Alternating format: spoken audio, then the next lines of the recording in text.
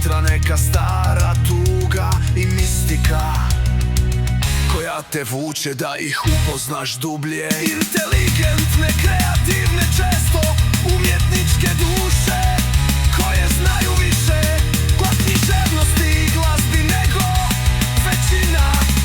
Imaju stav, karakter i stil koji ne ovisi o modnim trendovima.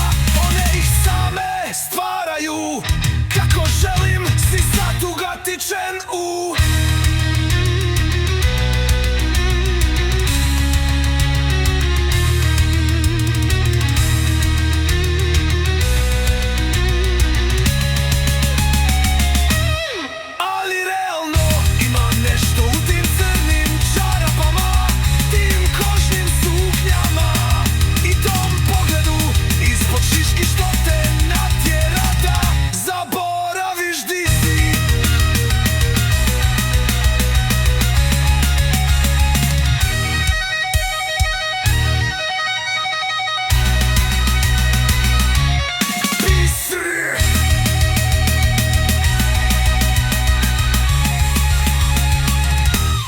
iskreno ponekad kad ih vidim na nekom koncertu ili u baru, pomislim, brate, kakve rupe, sve crno, sve zategnuto, sve miriše na opasnost i pivu u kasni sat.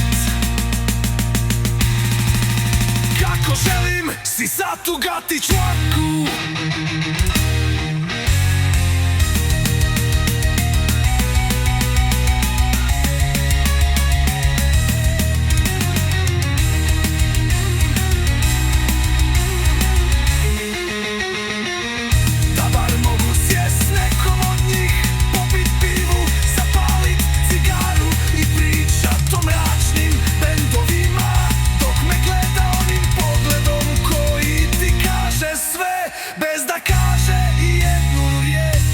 A možda, ako se posreći, ma znaš sve već.